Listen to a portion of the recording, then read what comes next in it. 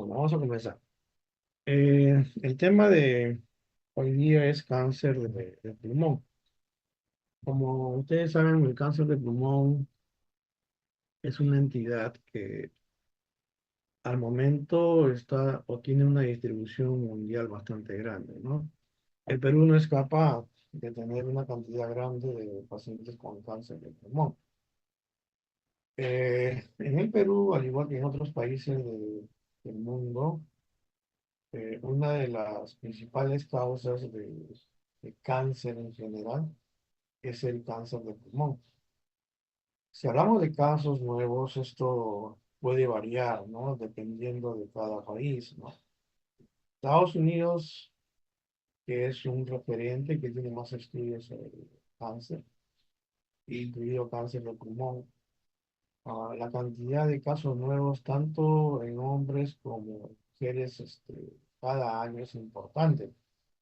Estamos hablando de más de 100.000 casos en cada uno de los dos, hombres y mujeres, ¿no? Como pueden ver ahí, la cantidad entre un sexo y otro prácticamente es casi igual. Es decir, la cantidad de personas de sexo masculino y de sexo femenino se ha igualado en muchos de los países, ¿no? Incluyendo el Perú, ¿no? En el Perú más o menos el porcentaje es 48% de mujeres y 50% en varones. Entonces, la distribución ha variado mucho con el tiempo. Anteriormente, el porcentaje de cáncer de pulmón era más frecuentemente en personas varones. Esto ha cambiado a partir del año 1990 en adelante, se han ido moviendo un poco las cifras hasta a la actualidad que se está teniendo, digamos, con un porcentaje muy parecido. Si hablamos de causas de muerte por pulmón, pues también hay bastante variación, pero de hecho, si comparamos, unas causas de muerte están dentro de las tres primeras. En el varón, una de las principales es pulmón, también es colon y próstata. En mujeres también cáncer de pulmón, cáncer de mama y cáncer de cervix, ¿no? Que estarían dentro de los cánceres que tienen una mayor prevalencia, ¿no? En relación a las muertes, bueno, ustedes saben de que en el Perú todavía no tenemos nosotros un buen control, una buena detección. El tratamiento se hace de los casos que llegan. Lamentablemente, la gran cantidad de casos son de diagnóstico tardío. Si comparamos, por ejemplo, países desarrollados como Japón, aún siendo países desarrollados y teniendo una evaluación preventiva, o sea, un cribaje con tomografía de tórax, la cantidad de pacientes, por ejemplo, que viven en Japón es de 58%, ya en estadios 3 o en estadios 4. En el Perú, aproximadamente el porcentaje varía entre 85% y 90% de los casos detectados de cáncer de pulmón en estadio 3 o en estadio 4. Ahora, ¿por qué es importante los estadiajes? Que lo vamos a ver más adelante. Porque teniendo un paciente, un menor estadiaje, pues el porcentaje de pacientes de supervivencia es mayor. Si vamos a tener una mayor supervivencia. Siendo ya cánceres avanzados, la supervivencia lógicamente que va a disminuir, ¿no? El Global Con, que es una entidad que se encarga de realizar estudios periódicos sobre cáncer. Con respecto a cáncer de pulmón para el año 2020, indicó que esto era más o menos de 1,8 millones a nivel mundial. Esto representa más o menos el 18% de todos los cánceres en el mundo. Es una cantidad bastante grande para cada año que se estudia la evaluación del Global Can. En el Perú, la incidencia es de 10,1. 10,1, ustedes saben que las incidencias lo medimos por 100.000 habitantes, o sea, 10,1 por cada 100.000 habitantes. Y la mortalidad promedio es más o menos de 8,9 por cada 100.000 habitantes.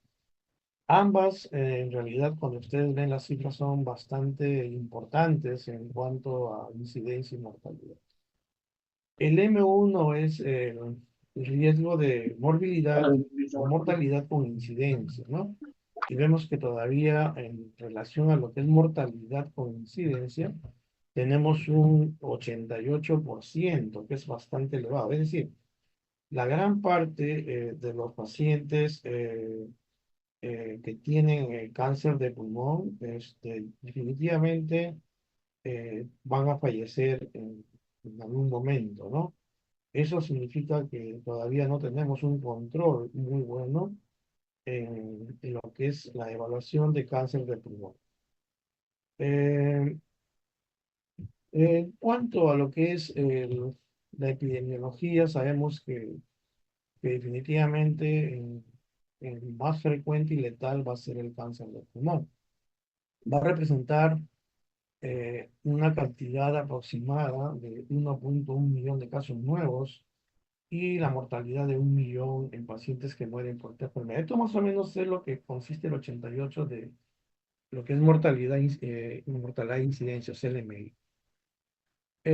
Las edades donde se presenta mayormente cáncer evolucionan con el tiempo a medida que avanza la edad.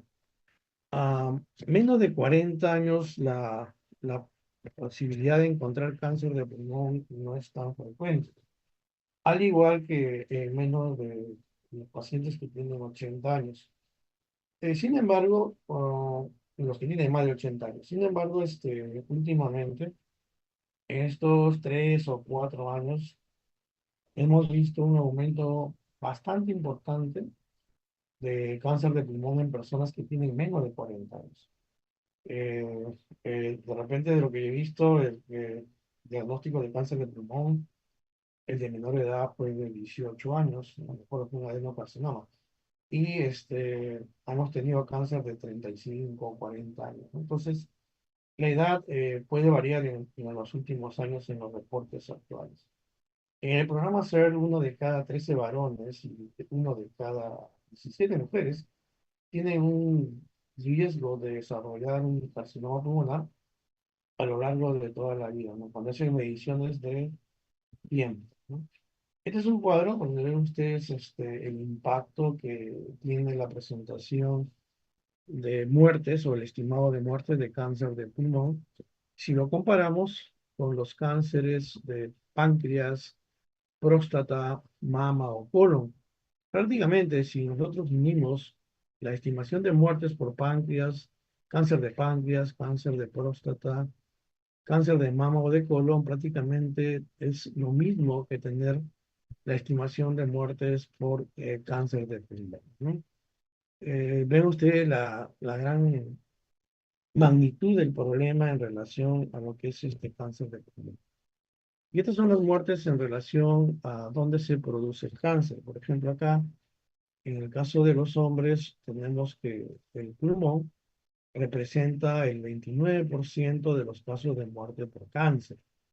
En próstata es el 11%, entonces, y cáncer de colon el 9%. Es decir, los tres primeros corresponden a pulmón, próstata y colon. Cuando vemos en el otro lado, en las mujeres, también es el cáncer de pulmón uno de los más importantes para Estados Unidos. En este caso, 26% en cáncer de pulmón, 15% de cáncer de mama y colon 9%, ¿no? Páncreas tiene otra magnitud un poquito más elevada que en hombre, ¿no? Entonces, en ambos grupos, sean hombres o sean mujeres, sí es importante la presentación de cáncer de pulmón, ¿no? ¿Dónde es que los pulmones podrían establecerse de acuerdo al órgano? Este es un estudio ya de Colombia. Colombia es un país sudamericano, entonces se acerca un poco a lo que nosotros podríamos tener. El cáncer de tráquea, bronquios y pulmón constituyó el 7,1 por cada 100.000 habitantes. Vimos que en Perú era más o menos de 10,5, o sea, estamos dentro del porcentaje y sigue siendo todavía bastante alto. En cuanto a lo que son los factores asociados o la forma como queremos encontrar alguna posibilidad de lo que es el acercamiento, quienes podrían estar dentro de estos grupos mayoritarios para tener cáncer, uno de ellos es, por ejemplo, la raza negra tiene una mayor posibilidad de hacer cáncer de pulmón. Hay estudios sobre las dietas, ¿no? Entonces, personas que tienen un consumo de vitamina A, vitamina E, consumo mayormente frutas o verduras verdes o amarillas, tienen, en el caso de las frutas y verduras verdes o amarillas, un menor riesgo, ¿no? También si hay una deficiencia de vitamina A y E.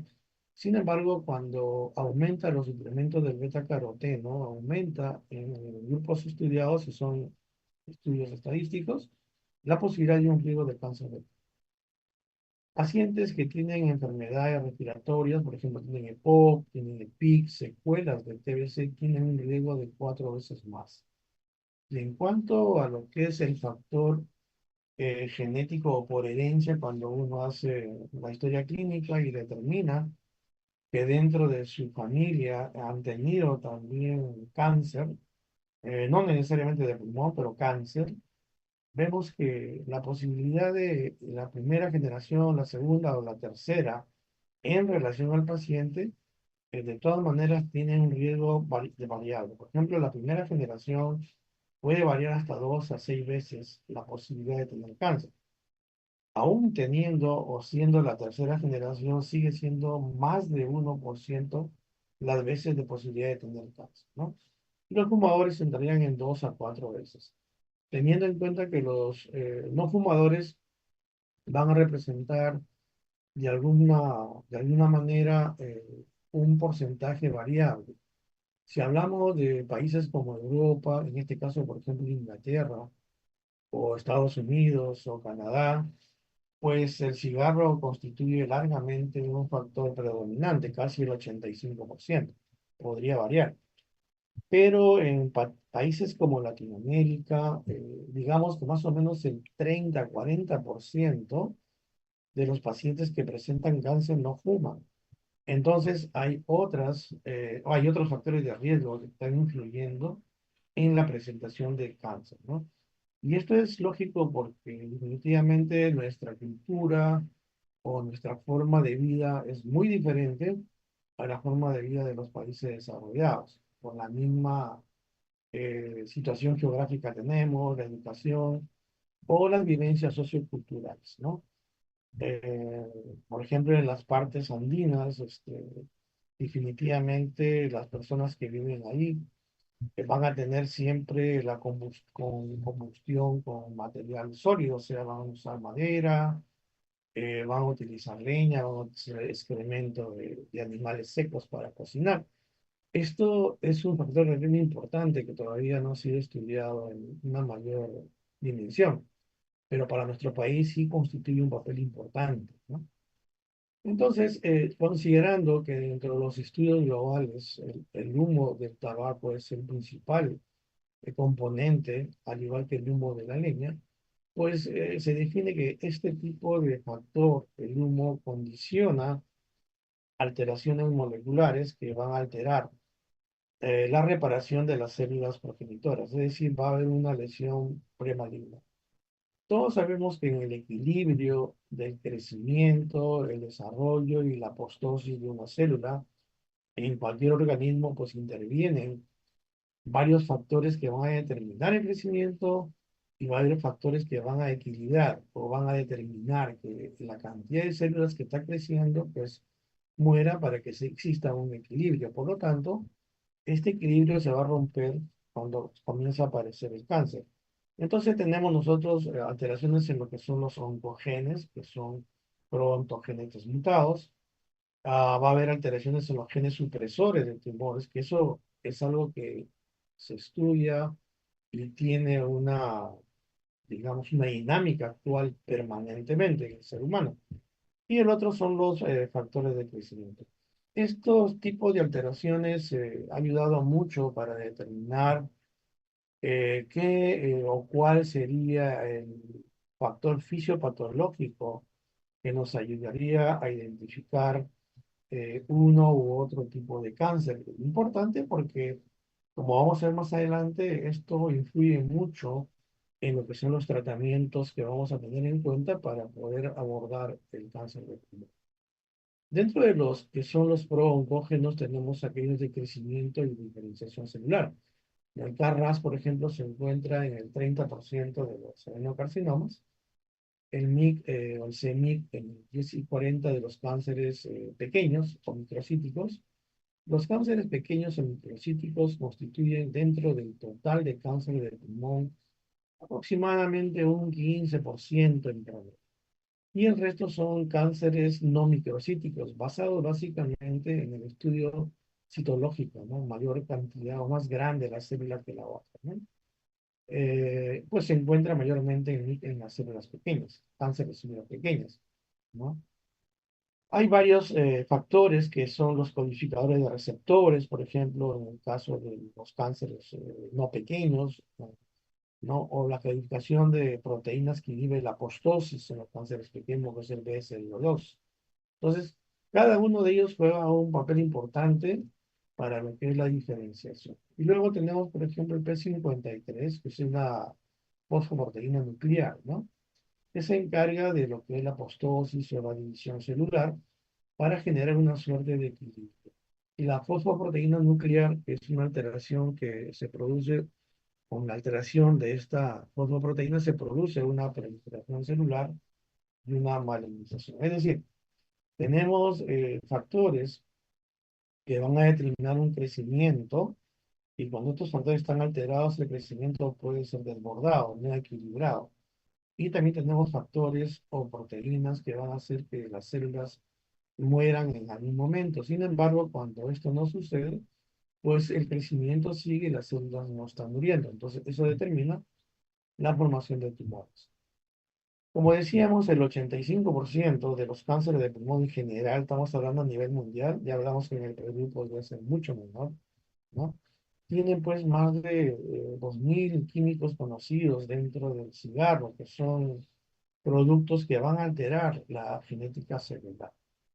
Hay otros carcinógenos también que son importantes, vamos a hablar de esto, el radón, por ejemplo, el asbesto, el níquel, el cromo, el cobre radiactivo, el arsénico o el alquitrán de carbón, que son también productos que van a determinar, ¿no? el cáncer de pulmón. Cuando hablamos de riesgos relativos, estamos hablando de cuál es la posibilidad de que un paciente, por ejemplo, que sea no fumador, pero que vive en la zona rural, prácticamente tiene un riesgo 1, un riesgo bajo. Pero aquella persona que vive en la ciudad y que no es fumadora, el riesgo aumenta de 1,2 a 2,3. Probablemente el factor asociado en este caso sea por la contaminación ambiental.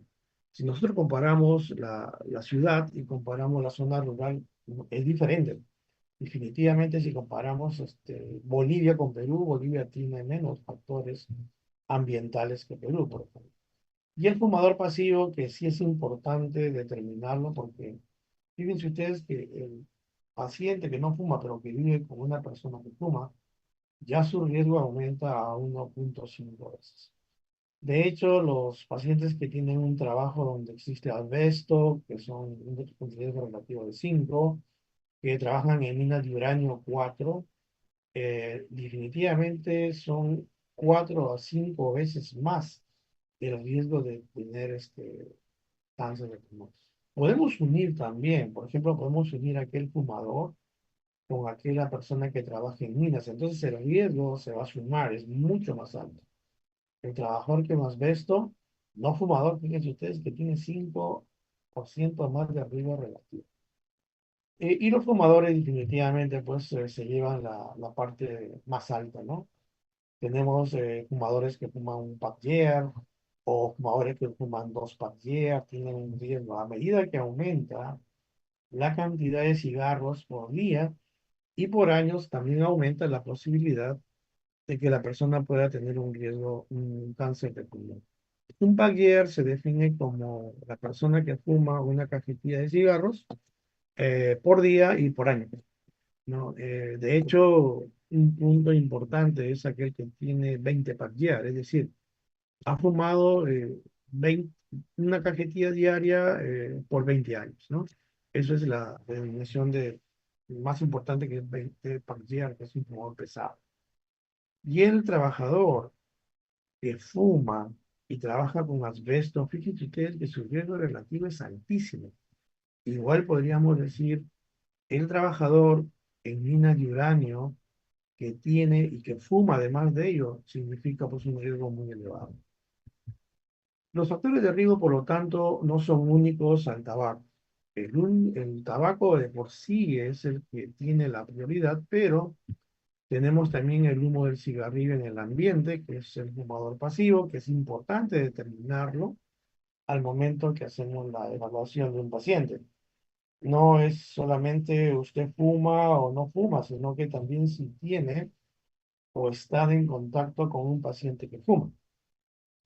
El otro es el radón residencial. El radón es un gas que se produce o sale del radón sólido.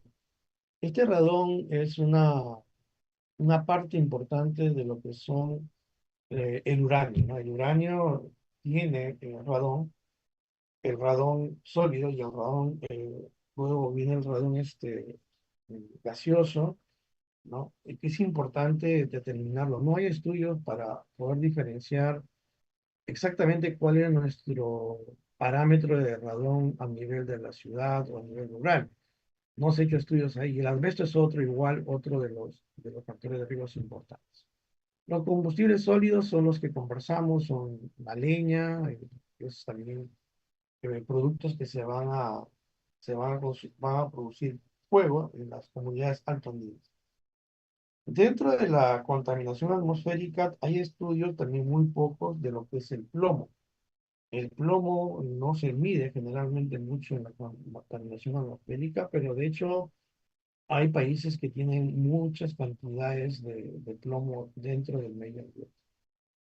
La exposición al arsénico, por ejemplo, el arsénico es un producto que podría también encontrarse en agua potable, ¿no?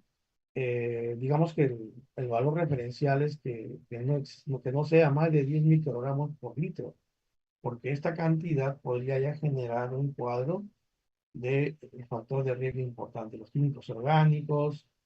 Y el otro grupo son para las personas que trabajan con radiación, ¿no? Tenemos los radiólogos o los técnicos radiólogos, ¿no?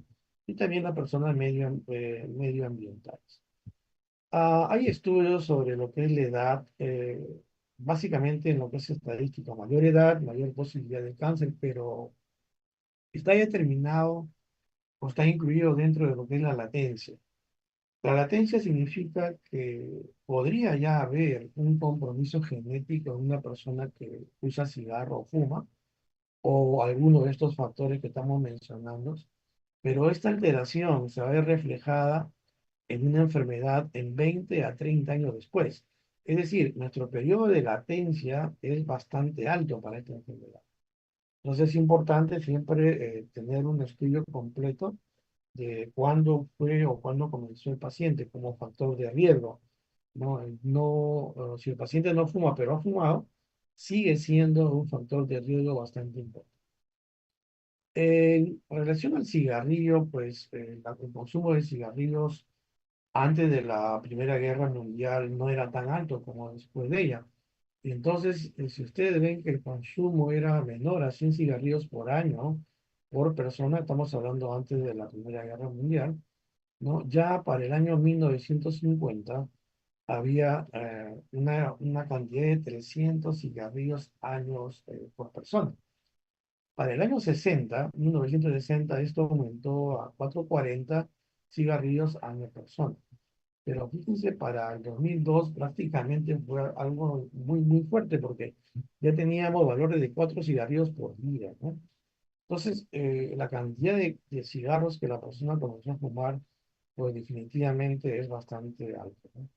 La identificación del material, el humo, como causa de cáncer de pulmón, es decir, la combustión que se produce en los agentes carcinógenos también han sido importantes para la determinación del cáncer.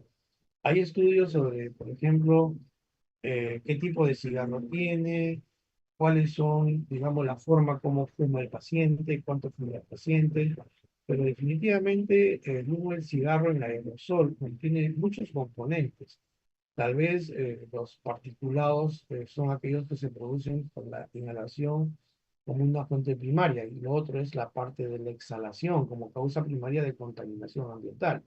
O sea, el hecho de fumar introduce material dentro del pulmón que hace daño y cuando uno elimina el cigarro o el humo, también va a tener un problema de contaminación ambiental. Esta exposición es la mayor fuente de riesgo para cáncer de pulmón. Muchos de los países ya tienen ya leyes que prohíben el cigarro dentro de lugares cerrados, ¿no? En el Perú también, por supuesto, o lugares públicos. Eso está reglamentado, ¿no? Todavía no hay una conciencia de que podría ser esto un riesgo fuerte. Sin embargo, en algunos países esto se hace con mayor supervisión. Inclusive no se puede fumar en lugares cercanos a colegios, lugares cercanos a los hospitales, cosa que no sucede acá en el Perú. El cigarro tiene, como les dije, muchos componentes gaseosos, casi 500 componentes gaseosos, y el resto son componentes particulados, ¿no? De los que se estudia como carcinógenos, unos son los hidrocarburos aromáticos tricíclicos, también están las aminas aromáticas o las nitrosaminas, hay bencenos, hay arsénico, radón, polonio, es decir, una cantidad muy grande de elementos carcinógenos, ¿no? Pero de todos ellos, los que están más relacionados al cáncer de pulmón son los N-nitrosamidas, ¿no? Producidos por la nitrosaminación de la nicotina. Ustedes saben que es el principal factor de riesgo. Hay muchas sustancias. Una de las principales es la 4-metilnitrosamino piridilbutanol, que es el NMK, que está más relacionado con el cáncer de pulmón. ¿Cómo es la manera que afecta? Bueno, una de las formas es afectando el DNA, ¿no? Activando un proto-oncógeno CAR-RAS y la mutación del gen P53. Es decir, altera tanto el equilibrio de la formación de células como también altera la apoptosis celular. Entonces, ambas definitivamente se van a sumar para producir el cáncer. Existen otros factores que contribuyen al cáncer de pulmón, como por ejemplo son las enfermedades pulmonares. Paciente que tiene, por ejemplo, bronquiectasias o aquel paciente que ha tenido un cáncer o, perdón, una tuberculosis pulmonar. Aquí en el Perú tenemos 33.000 casos aproximadamente al año de pacientes con tuberculosis. Probablemente unos 20.000 queden con secuela pulmonar. La secuela pulmonar en los pacientes que han tenido tuberculosis acá en el Perú es un factor de riesgo elevado para cáncer también de pulmón. Dentro de ellos, el que tiene mayor posibilidad de desarrollo es el adenocarcinoma. Otras son las alteraciones de las vías aéreas, el género, hemos dicho ahora pues el varón, ¿no? Pero definitivamente se está igualando mucho.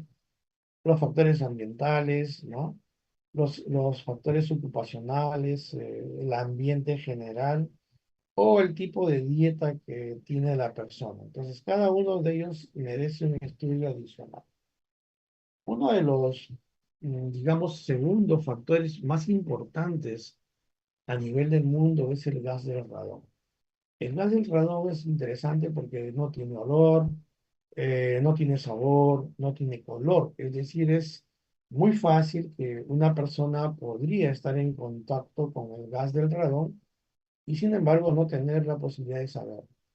Este gas del radón, como ya lo dijimos, pues es un derivado finalmente del uranio.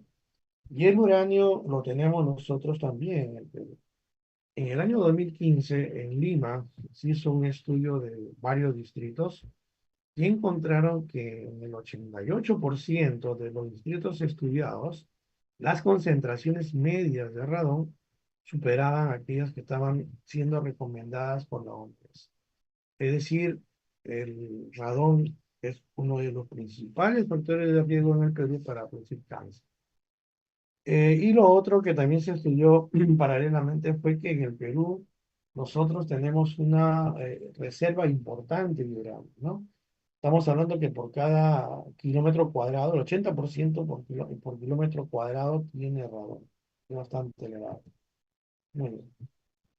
Luego vamos a ver un poco las manifestaciones clínicas. Sabemos que dentro de las manifestaciones clínicas, cuando el cáncer pues recién está instaurándose, es muy pequeño, no va a dar ninguna manifestación clínica. De ahí la importancia que tenemos de hacer un screening de lo que es la evaluación en pacientes que, por ejemplo, pacientes que fuman o que han fumado, o pacientes que han estado en contacto con humo de leña, o pacientes que están expuestos a material cancerígeno.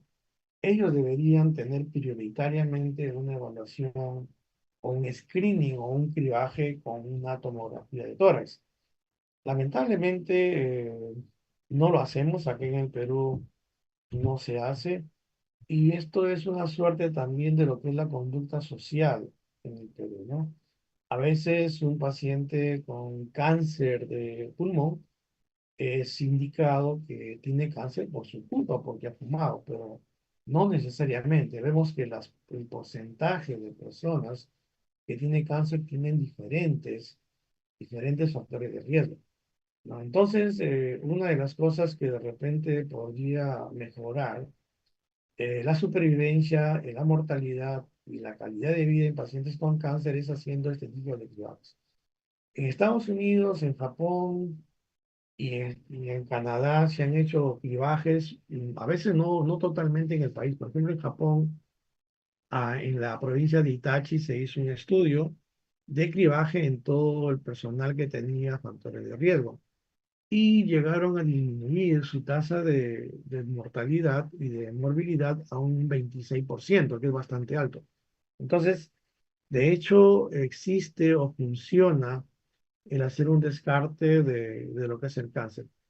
Tal vez el tema sea un poco difícil por el tema de que hay muchas lesiones pulmonares que podrían parecer o no cáncer, algunas benignas, otras malignas, pero definitivamente si los estudios nos hablan que tenemos una disminución de un 26-25%, sigue siendo importante el cribaje y la evaluación de los pacientes con sintomatología que no tienen o asintomáticos en otra palabra, ¿no?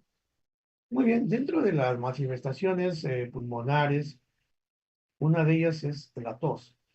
Esta tos es una tos persistente, una tos que no calma, es una tos que se produce por una irritación bronquial o una compresión del pulmón. Casi las dos terceras partes de los pacientes que tienen cáncer lo van a presentar. Lo otro es la disnea, que lo va a presentar casi 50-60%, ¿no? Eso depende mucho de dónde se localice el tumor. Si el tumor se localiza en un área periférica, probablemente la disnea no sea tan importante, pero van a haber otras manifestaciones.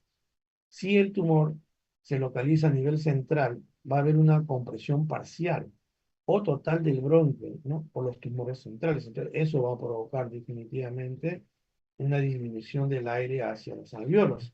Y eso va a conllevar a una dificultad respiratoria o una disnea, ¿no? La otra forma, cómo podría ocurrir una disnea, es que puede haber una diseminación a través de los linfáticos, ¿no? De los tumores periféricos, y estos tumores periféricos a través de los ganglios poder obstruir o los bronquios y producir una neumonitis por compresión. Otra manifestación clínica es el estridor cuando hay una obstrucción de un bronquio proximal de más de la mitad, más del 50%. La hemoptisis también lo podemos ver entre el 25 a 40% de los pacientes, ¿no? Sobre todo en aquellos tumores centrales que van a invadir el bronquio, van a producir una ruptura de vasos dentro del bronquio y el paciente, pues, va a tener hemoptisis franca, ¿no? Es decir, una alteración de los tejidos peritumorales. Dentro de los otros síntomas, podemos tener también pacientes que vienen con una bronquitis porque puede haber infección, una telectasia porque hay una obstrucción, o una neumonitis posobstructiva cuando existe una obstrucción, no total, pero parcial del de uno de los bronquios. La tos, la expectoración, la fiebre cuando hay infección y un dolor crónico. Muchos de los pacientes a veces vienen con características de neumonía, tienen tos, tienen expectoración verde, tienen endoctisis, tienen disnea, tienen dolor torácico, tienen fiebre y lógicamente que son a veces tumores que se han infectado. No se olviden que los tumores también pueden infectarse, pueden producir absceso, pueden producir cavitación.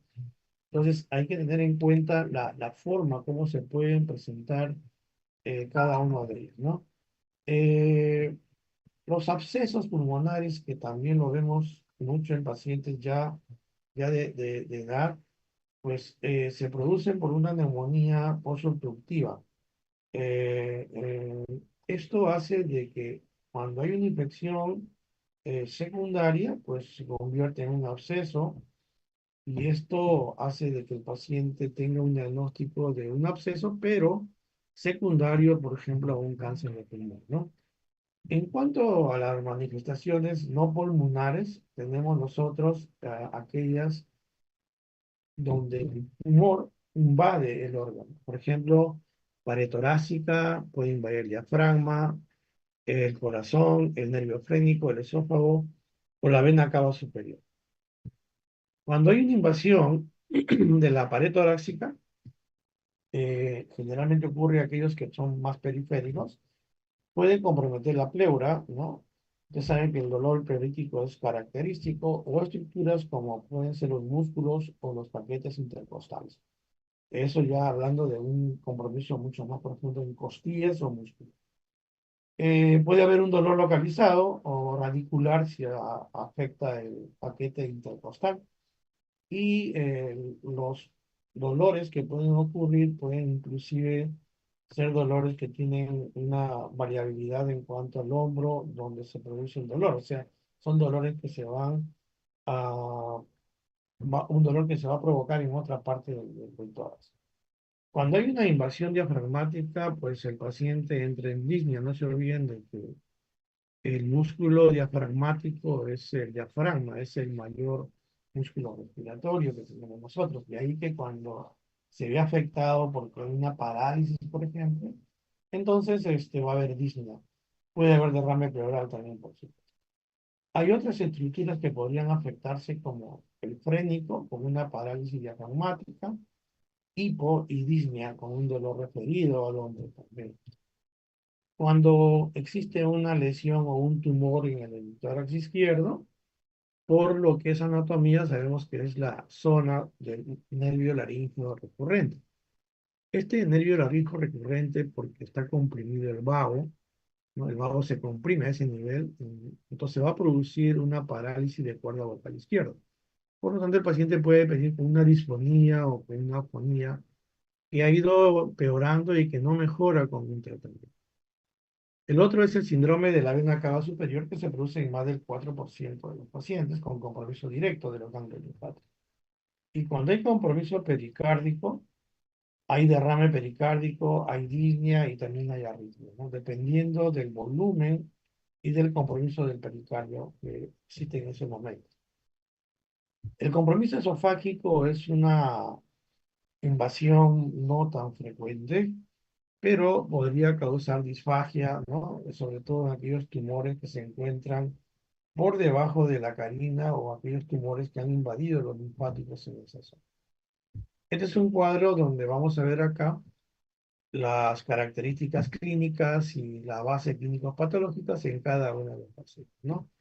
Es como un resumen de lo que hemos hablado. Si un paciente, por ejemplo, tiene disfagia o un cáncer de pulmón, pues es una invasión esofágica, ¿no? Si hay una parálisis diafragmática, es el compromiso del medio frénico. Si hay un síndrome de Horner, hay una invasión de los ganglios linfáticos, ¿no? Y si hay un síndrome de vena cava superior, es porque ahí está comprometido la vena cava superior por el tumor, ¿no? Entonces, cada una de estas características tiene una base fisiopatológica. El otro grupo grande son los síndromes paraneoplásicos. En los síndromes paraneoplásicos son manifestaciones clínicas que se producen en los pacientes con cáncer, pero que no existe el cáncer o las células tumorales en ese lugar, a diferencia de las metástasis, donde la metástasis sí tiene las estructuras o el tumor en los lugares donde ha metastizado el cáncer. En cuanto a los síndromes paraneoplásicos, pueden haber manifestaciones generales. El paciente puede estar con pérdida del apetito, ha perdido peso, puede tener fiebre recurrente, puede haber síndromes endocrinos como por ejemplo el Cushing o secreción inadecuada de algunas hormonas, aumento del calcio, ginecomastia también. Dentro del grupo de los síndromes neurológicos, los más frecuentes son las neuropatías periféricas. Los síndromes hematológicos, el paciente tiene anemia o tiene policitemia, cualquiera de los dos, y puede también tener eosinofilia o trombocitosis. Puede haber problemas también con la coagulación, con el C10, con una coagulación diseminada o síndrome de hipercoagulabilidad, endocarditis también trombótica, los músculos esqueléticos, acropaquia. La acropaquia es algo que frecuentemente lo vemos, que es una osteopatía hipertrofeante, el síndrome cutáneo como la hipertricosis, o la acroterosis, que es la enfermedad de Bax, o prurito urticario. Y las colagenopatías como son lupus, vasculitis o dermatomyositis. Es decir, si nosotros encontramos alguna de estas características clínicas, deberíamos buscar también la posibilidad de un cáncer de pulmón, si es que todavía no lo hemos encontrado, porque son manifestaciones de repente paraneoplásicas ya de procesos que se están produciendo en el cuerpo. En el caso de los paraneoplásicos, el 2% de las personas lo van a presentar, ¿no? La osteopatía hipertrófica es algo que ustedes seguramente lo han visto más frecuentemente. Es una periostitis proliferativa de los huesos largos, que progresa con compromiso del metacarpo y del metatarso, ¿no? Acá tienen ustedes una imagen de un hipocratismo digital. Ven ustedes la forma de los dedos. En 1961, Rice y Rotland establecieron de repente por ahí, para que sea mucho más objetivo, un índice donde el diámetro del cociente del diámetro de la falange, ¿no?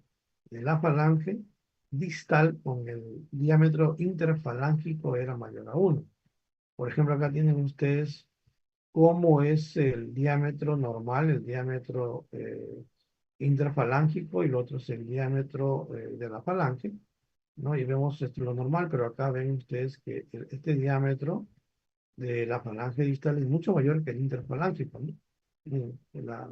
Este es normal, y acá vemos cómo la alteración del diámetro falángico distal es mucho mayor en el paciente que tiene hipocratismo digital. Las hormonas antidiuréticas, cuando se alteran, pues definitivamente nos van a dar náuseas, emesis, vómitos, disfunción neurológica. La hipercalcemia en el 10% con una aparato hormona ectópica. Alteraciones, por lo tanto, de lo que es el fósforo, ¿no?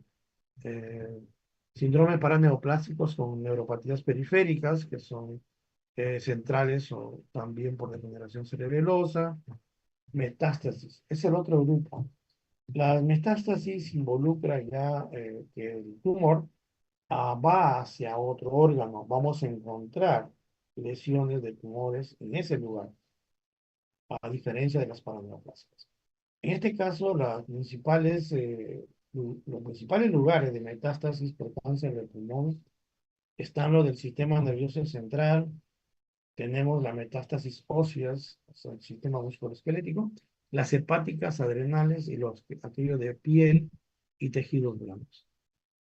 Ahora, de hecho, cuando comparamos las extensiones metastásicas entre células o cánceres no pequeños de células pequeñas, estas son de células pequeñas y de células no pequeñas, vemos como el cáncer de células pequeñas tiene un porcentaje mucho mayor de metástasis al momento del diagnóstico. Es decir, Cuando hacemos el diagnóstico de cánceres de células pequeñas, ya más o menos el 60% de ellas ya tienen una metástasis. A diferencia de aquellas de las cánceres de células no pequeñas, donde el 30-40% hace metástasis. Es decir, tiene la mitad de posibilidad de encontrar una metástasis comparado con los cánceres de células pequeñas. La metástasis ósea tiene un 30% de posibilidad, siendo un 20 a 25% asintomáticas. Los huesos que son más afectados en una metástasis son las vértebras, las costillas, el fémur y el hueso de la pelvis, ¿no? Lógicamente que la complejidad de los síntomas va a depender mucho de dónde se encuentre la metástasis. Y las cerebrales constituyen hasta un 50%, 25% a 50%, sobre todo en aquellos cánceres de células microcíticas o pequeñas. Y un 25% de los adenocarcinomas. Los adenocarcinomas están dentro de las células no pequeñas, ¿no? La localización es variable, por ejemplo, si es una localización supratentorial, va a producir cefalea, náuseas y vómitos, dependiendo de dónde se aloje el componente metastásico. Muy bien, vamos a ver ahora lo que es diagnóstico. En relación al diagnóstico, pues podemos hacerlo por métodos invasivos y por métodos no invasivos. Cuando tenemos nosotros, digamos, un componente o un tumor central, una de las cosas que nos va a ayudar a determinar si es o no un cáncer es hacer una broncoaspiroscopía. La broncoaspiroscopía es un método que no es difícil, es un método invasivo, pero no es complicado, que podemos hacerlo en el paciente estando, bueno, sin perder su conexión, solamente son con eh, medicamentos que vamos a anestesiar oralmente, ¿no? Entonces entramos y generalmente lo utilizamos para hacer un lavado o hacer una biopsia a nivel de lo que son los tumores, sobre todo en aquellos tumores que tienen pues una invasión a nivel del bronquio o aquellos tumores que están produciendo una obstrucción en el bronquio. Si producen una obstrucción, podemos hacer una biopsia transbronquial y si el tumor está dentro del bronquio, hacemos una biopsia transbronquial. Tal vez una de las limitaciones sea el tamaño de la muestra. Son muestras pequeñas, como ustedes comprenderán, para poder llevarlas con formol y hacer el estudio anatomopatológico. Cuando tenemos un cáncer con una masa periférica, pues a través de una tomografía nosotros podemos, ecografía también, a través de una aguja de Trucu, hacer una biopsia transbronquial. Acá en esta imagen de la derecha se ve cómo a través de una imagen tomográfica con el procedimiento con el paciente, se ve cómo puede ingresar la aguja y llegar a la zona del tumor. Al momento de llegar a la zona del tumor, yo puedo sacar una muestra. Esta muestra es relativamente un poco mayor que la muestra que puedo obtener de una broncoaspiroscopía, pero si se dan cuenta solamente puedo hacer en aquellos tumores que son periféricos. No lo puedo hacer en los tumores que son centrales. Entonces, cada una de ellas tiene una indicación. Este también, por supuesto, es un procedimiento invasivo. Si tengo la posibilidad de hacer una evaluación y de repente quisiera operar a la lesión, si es posible, o hacer un diagnóstico donde han fallado otras posibilidades, sobre todo los periféricos, puedo hacer una toracoscopía. La toracoscopía es un examen, digamos, donde se introduce aire, el pulmón se va a colapsar un poco, introduzco pinzas, introduzco un lente, donde puedo yo sacar y puedo ver dónde está la lesión. Entonces, puedo yo tener la posibilidad de tener una muestra mayor de tejido neoplásico, que sí me va a dar un diagnóstico etiológico o histológico mucho mejor. Y lo otro es la toracotomía. La toracotomía ya es la apertura del tórax, no es igual como en la toracoscopía, donde la apertura es mucho mayor generalmente lo utilizamos para fines no solamente de diagnóstico, sino también de lo que es el tratamiento. Muy bien. La patología. En relación a la patología, pues hay unas clasificaciones que han ido o se han quedado de alguna manera dentro de las clasificaciones, como son los carcinomas escamocelulares, la de células pequeñas, el adenocarcinoma, células grandes, el adeno escamoso, los carcinoides, pero cada uno de ellos porque tiene una concepción histopatológica definida. Ven acá que definitivamente el carcinoma de células pequeñas digamos, la diferencia entre todos los demás. Los demás son de células grandes, ¿no? Entonces acá dice cáncer de células no pequeñas, o sea, grandes, ¿no? No son diagnósticos patológicos que sean exactamente el 100% de los estudios histopatológicos. Por ejemplo, el adenocarcinoma, como su nombre lo dice, pues es producto de un compromiso de las glándulas del pulmón. Pero no siempre vamos a encontrar solamente compromiso de adenocarcinoma. Podríamos encontrar adenocarcinoma, por ejemplo, más carcinoma adenoescamoso. Podrían haber los dos o tres que están confluyendo en una misma muestra. Pero para términos de clasificación, siempre utilizamos el que tiene un mayor porcentaje de células neoplásicas. Es decir, si por ejemplo tenemos acá, encontramos adenocarcinoma y encontramos carcinoma adenoescamoso o escamoso, y adenocarcinoma es el predominante, entonces la clasificación lo hacemos con el predominante, para términos también de lo que es tratamiento.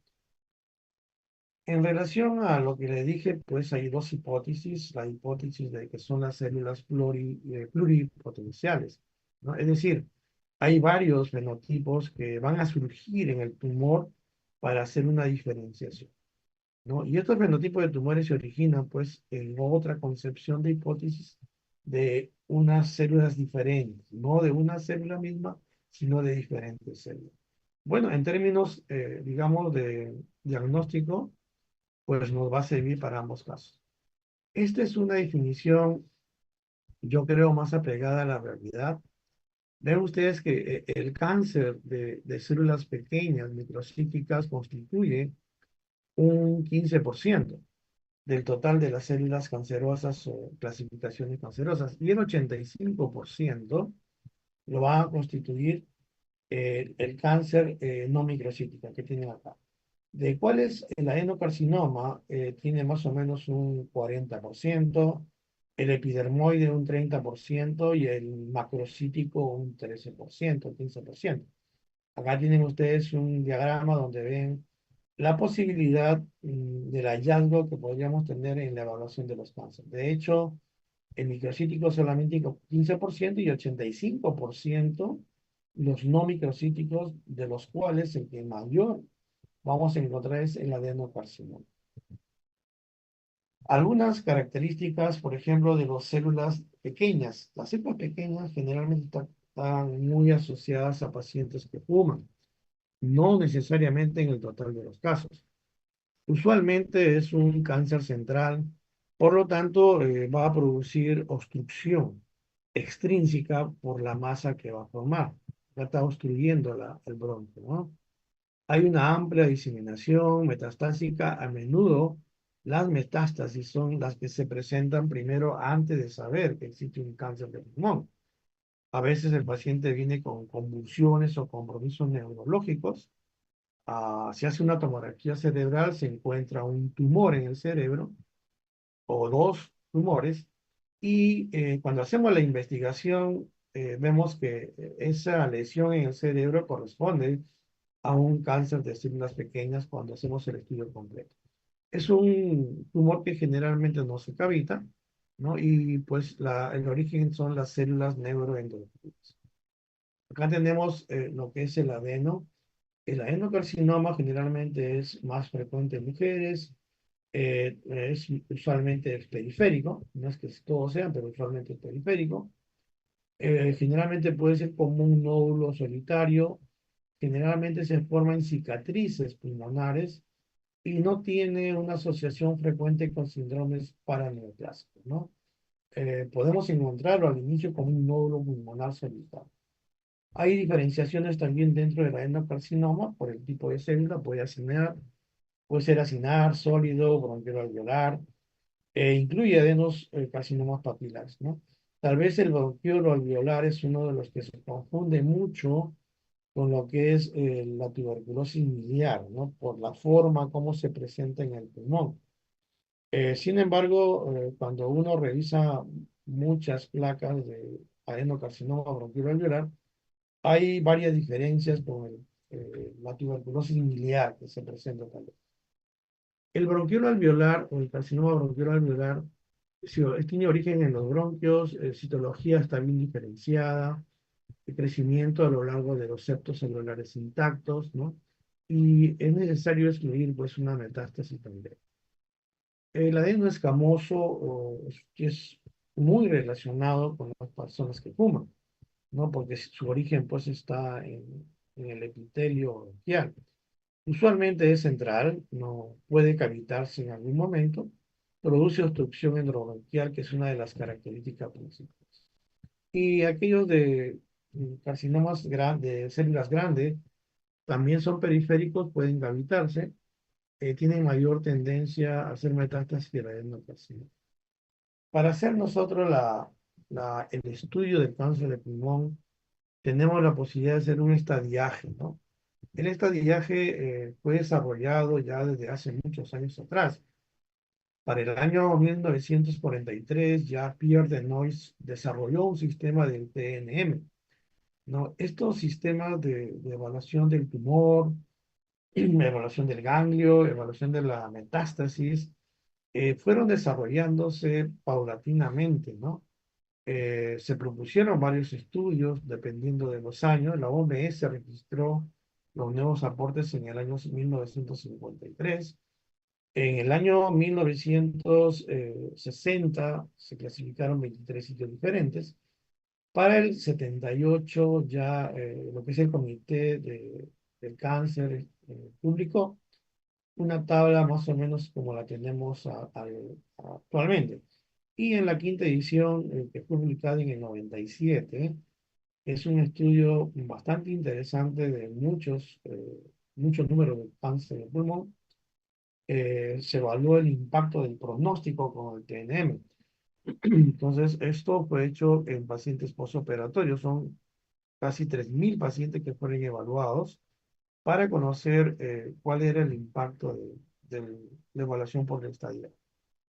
Entonces, cuando evaluamos, por ejemplo, el tumor, lo podemos hacer a través de la historia clínica, lo podemos hacer a través de los rayos X, de la tomografía y de la resonancia magnética.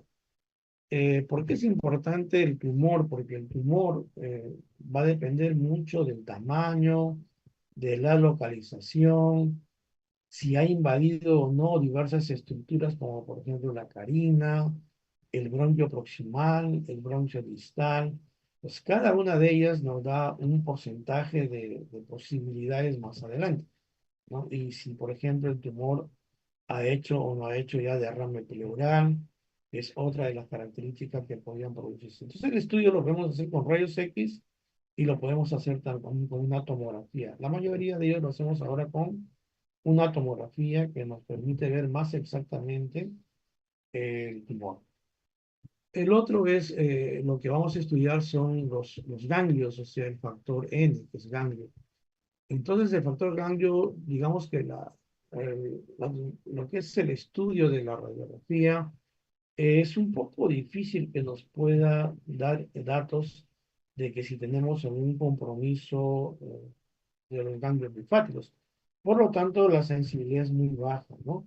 Si a esto vemos con la tomografía nos da una sensibilidad de 77 hasta 86%, dependiendo del equipo. Como vemos, tampoco tenemos una posibilidad mayor que el 76-86%. La resonancia magnética en tórax pues juega un papel muy similar a la tomografía. Tal vez nos ayuda mucho en lo que son los ganglios de la ventana, de los ganglios ciliares y de la ventana aortopulmonar, que nos podría ayudar. Pero no se olviden que también para eso necesitamos contraste y hay muchos pacientes que tienen alergia al contraste. Si utilizamos el PET, que son los exámenes de protones, vamos a ver que la posibilidad aumenta hasta un 80% y la especificidad a un 90%. Sin embargo, cuando hacemos el estudio con el PET, podemos identificar estaciones ganglionares, ¿no? Pero no lo podemos hacer o determinar ganglios de manera individual. Por lo tanto, lo que nos permite, digamos, determinar si existe un grupo de ganglios calientes que se determina por la posibilidad de una metástasis linfática, pues si hacemos una tomografía podemos seleccionar qué tipo es ganglio y cuál no para determinar una aproximación de cuáles serían los ganglios que intrapulmonares localizados sobre todo a nivel central o mediastinal para poder hacer una evaluación de lo que es el factor. Muy bien. Este de acá es un PET, ¿no? Ven ustedes el barrido como es y luego la tomografía. Ambos se pueden complementar para el diagnóstico. Dentro de los factores ya invasivos para ganglios, podemos hacer una aspiración de los ganglios a través de agujas, ¿no? Agujas transbronquiales, y obtener una muestra de estadiaje, ¿no?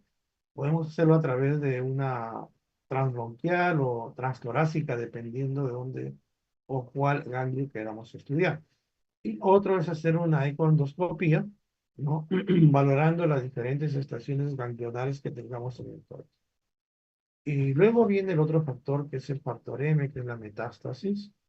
Entonces, para eso nos podemos valer de la ecografía, que es muy buena en la parte, por ejemplo, abdominal, la gamografía ósea, que es para el sistema, digamos, esquelético, y la resonancia cerebral, que es importante para determinar si hay metástasis a nivel cerebral. Acá tienen ustedes una imagen, ¿no?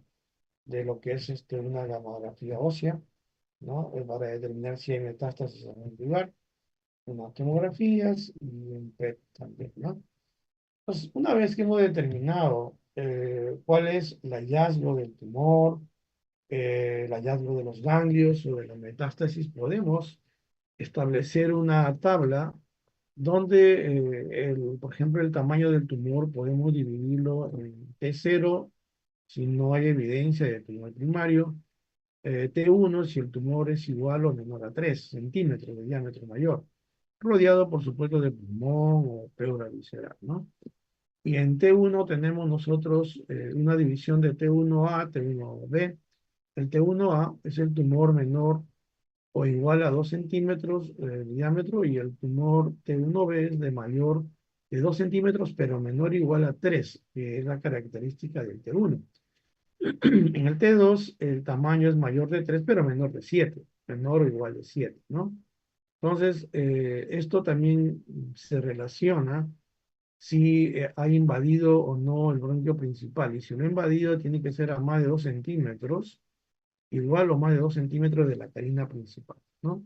También están incluidos aquellos que invaden la pleura visceral y pueden estar asociados con atelectasia. También hay una división de T2A si el tumor es de 3 a 5 y T2B si el tumor es de 5 a 7 o menos de 7.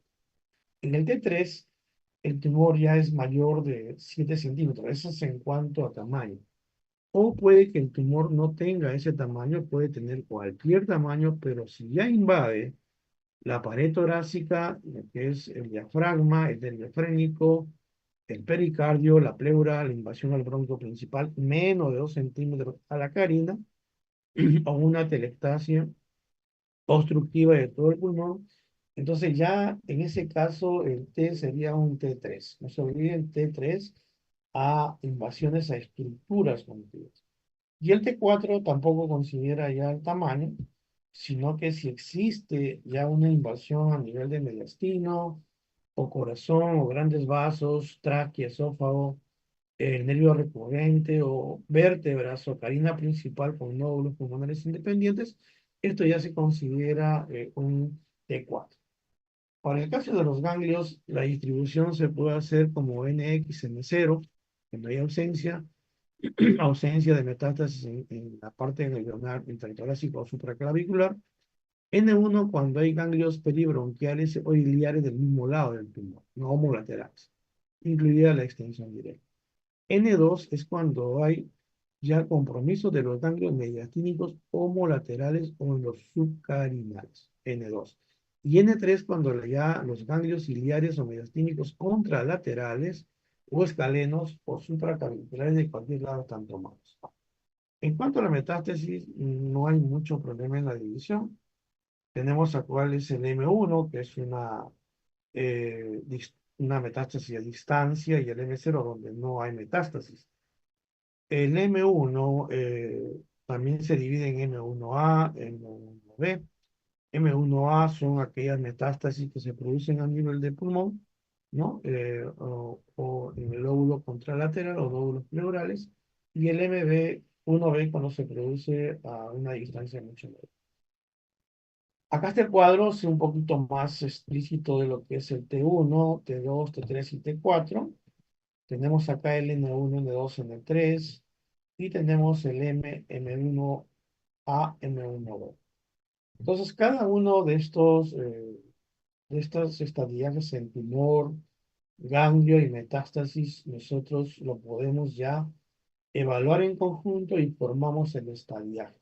¿Se acuerdan que le hablé de estadiaje donde se encuentran mayormente los cánceres de pulmón y les hablaba que era el estadiaje 3? Es decir, nosotros encontramos 3 o 4 cuando el paciente ya tiene estas características. Cuando el tumor es un tumor 2B, el ganglio puede ser N1A y una metástasis, ¿no? Entonces, del 3 para abajo son la mayoría de los encuentros que hallamos en los cánceres, ¿no? Este ya que es la estadificación, un poquito más completa para poder tener en cuenta. Y esta es la supervivencia. Esta es la supervivencia de cada estadio. Ven ustedes que a mayor estadiaje, pues la supervivencia 5 años es mucho menor. En Europa la supervivencia es mucho menor que en Estados Unidos. En el estadio 1A, por ejemplo, a 5 años hay una supervivencia del 75%. Pero fíjense ustedes cuando el estadio es 3B o es un estadio 4, la supervivencia a 5 años es 5% o menos de 5%. Y en Europa igual, el 1A 60% y el estadio 4B o 4, perdón, 1%. Vemos que acá que es importante, por lo tanto, determinar o encontrar a un paciente que tenga un estadiaje en 1A o 1B o por lo menos 2A, 2B, donde la posibilidad es bastante importante. Estamos hablando de una supervivencia de 40%. Fíjense cómo cambia drásticamente de 2B a 3A de 40% a casi un 20% en promedio, o sea, la mitad de la posibilidad de supervivencia de los 5 años. Esta es la misma tabla, pero es una supervivencia del carcinoma de no células pequeñas, ¿no? Una clasificación para lo que es la parte clínica. En cuanto al tratamiento, yo diría de que así como en el diagnóstico se han hecho muchos avances en la parte genética, en el tratamiento te han habido varias cosas interesantes últimamente, ¿no? Tenemos ahora no solamente la cirugía o la quimioterapia, radioterapia, que era lo que teníamos, era importante para tratar el cáncer. Tenemos ahora lo que es la inmunoterapia o las células dianas con tratamientos dirigidos. Y lo otro, pues, es hacer una combinación de ellos. Por ejemplo, hacer radioterapia, quimioterapia y la inmunoterapia. Cada una de ellas es importante para poder tratar a un paciente, ¿no? Acá tienen ustedes un cuadro de un abordaje general de un paciente según su estadiaje, ¿no? Vemos acá que en el estadiaje 1, definitivamente la resección quirúrgica más una quimioprofilaxis es importante. Cuando es resecable el 2A, generalmente se hace primero una quimioterapia y luego se hace una resección quirúrgica. Pero si no es resecable, entonces se hace una quimioterapia más una radioterapia. Si el estadio es un 3B con derrame pleural, pues utilizamos quimioterapia más radioterapia y podemos utilizar ya en todas ellas lo que es la inmunoterapia. La inmunoterapia es un tratamiento que consiste en mejorar el sistema inmunológico, tratando de que nuestro sistema pueda atacar a las células cancerígenas. Estamos hablando de inmunoterapia inespecífica. La terapia específica también está dando buenos resultados. Hay varios estudios con respecto a vacunas o células que están dirigidas a la destrucción de células cancerígenas, ¿no? Últimamente las células diana, que son la otra posibilidad, es mucho más específico para algún tipo de cáncer. Acá tienen ustedes las drogas que utilizamos, en realidad son varias drogas para lo que es la quimioterapia, ¿no? Y por último, vamos a hablar un poquito de lo que es cáncer pulmonar en relación a la evaluación de lo que es la clasificación molecular. Tenemos acá el cáncer microcítico, el cáncer pulmonar no microcítico, ya hemos hablado de la clasificación. Y acá tenemos los genes que podrían estar involucrados dentro del abordaje de estudio de un tipo de cáncer. Entonces, de que, por ejemplo, si un cáncer tiene mutación de lo que es el receptor del factor de crecimiento epidérmico, que es más común en los fumadores, y en el 40% de endocarcinomas, pues si existe, digamos, una alteración o una mutación en este gen, se recomienda un tratamiento a base de inhibidores de la tirosina, que están asociados a lo que es el receptor de factor de crecimiento epidérmico, ¿no? Ahí utilizamos getinibit, afamitibit, o sea, hay varias posibilidades de fármacos que podríamos utilizar. Iguales son las mutaciones, que son el LAT, el ALK, por ejemplo, ¿no? Que es una mutación anaplásica del linfoma. Entonces, igual la mutación de ROS o la mutación de BRAS. Cada una de ellas se recomienda un determinado medicamento. Y hablar un poquito sobre lo que es los nódulos pulmonares. Como vemos acá, no todo nódulo pulmonar es un nódulo maligno y vamos a tener que ver algunas características de los nódulos que son malignos y aquellos nódulos que son malignos, que son importantes de tener.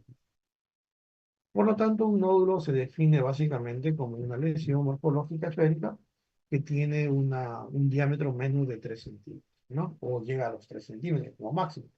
No se olviden de que toda lesión morfológica esférica que supera los 3 centímetros ya es considerada como una masa. Entonces, esto es para distinguir una masa de un nódulo, ¿no? No está asociada a enopatías o a telectasias también. Entonces, cuando nosotros estudiamos un nódulo, vamos a tener nódulos que son benignos y malignos. Dentro de los malignos, pues, vamos a tener varias posibilidades, como son los carcinomas broncógenos, el tumor carcinoide, un sarcoma, un linfoma o la metástasis de otros cánceres, de lugares como, por ejemplo, tiroides, o mama, o riñón, o ovario, o también próstata, ¿no? Y los benignos que también podemos encontrar nódulos son los de tuberculosis, en el Perú muy frecuente, y brucelosis, amartomas, lipomas, quistes broncogénicos, malformaciones arteriovenosas, o algunas como embolosépticos, fiebre y parasitosis. Entonces, cuando nosotros queremos distinguir un benigno de un maligno, pues podemos recurrir a algunas características. El benigno es más frecuente en personas que tienen menos de 35 años. Y más de 35 años hay que buscar la posibilidad que sea maligno. El antecedente de fumador, más en el maligno, antecedente de malignidad dentro de la familia, el tamaño no es el mayor, el tamaño es más de 2 centímetros, hay que de todas maneras hacer una investigación, los bordes, generalmente los bordes de los nódulos solitarios son bien definidos cuando son benignos. Cuando tienen espícula o están umbilicados o tienen una corona radiata, generalmente son malignos. Y el patrón de calcificación también, si la calcificación es central o es laminada o es difusa o en palomitas de maíz, generalmente es una calcificación de un nódulo benigno. Cuando la calcificación es excéntrica o es irregular, entonces podríamos estar pensando en un cáncer, en un nódulo maligno. La estabilidad mayor de 2 años, es decir, que no se haya movido, el tamaño sea igual, va para un cáncer benigno. Pero si hay un crecimiento antes de los 2 años, hay que hacer yo creo que rápidamente un tratamiento quirúrgico para determinar y curar al paciente. El tiempo de duplicación es el tiempo que se demora en que el cáncer duplique su tamaño. En el caso de los benignos puede ser menor de 20, ¿no? 20 o mayor, 20 días, si se quiere, o mayor de 400 días, ¿no? En el caso de los malignos, ellos van a implicar entre 20 y 400 días. Estamos hablando de 20 días y un año, un mes, un año.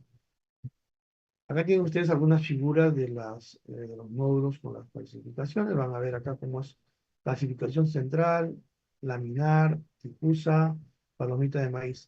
Miren este tipo de clasificación en los malignos. Es punteada, ¿no? O es excéntrica. Entonces, básicamente ahí podemos nosotros distinguir cuáles de los dos podrían ser. Acá tienen algunas figuras de los nódulos, ¿no? Benignos y otros nódulos que son malignos, que tienen los bordes muy irregulares. Muy bien, en conclusión, podríamos decir que el cáncer de pulmón es la causa principal de muertes relacionadas casi en todo el mundo, se presenta en todo el mundo. Segundo, que el tabaquismo es una de las causas más importantes a nivel mundial, 85%, pero que en los países sudamericanos hay que siempre tener en cuenta los combustibles sólidos, en este caso la madera, que el diagnóstico suele hacerse generalmente en etapas avanzadas, estamos hablando más allá de 3, estadio 3, y que el cribado de personas de alto riesgo, ya hablamos de aquello de personas de alto riesgo, permite que podamos hacer una detección precoz y esto podría mejorar nuestra tasa de mortalidad. La prevención primaria, es decir, controlar el tabaco, que es complicado porque las empresas tabaqueras pues ganan mucho dinero con lo que es el cigarro y como la enfermedad no se presenta en el momento que fuman, sino 20 o 30 años después, pues muchas veces las personas no toman en cuenta este periodo de latencia.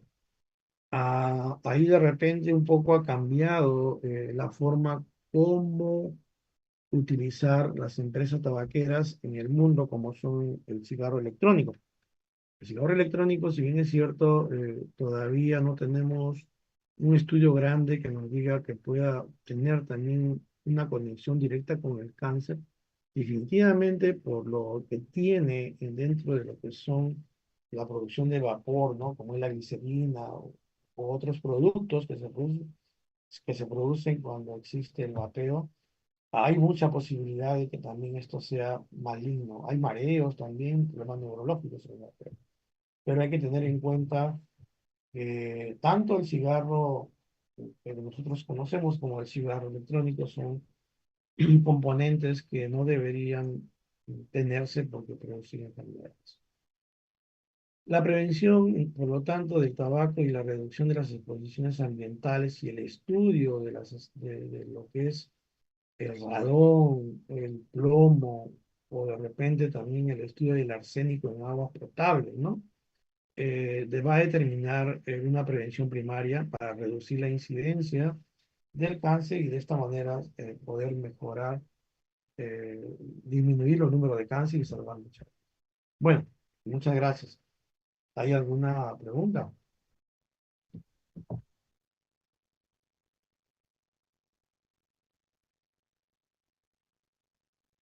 ¿Alguna pregunta?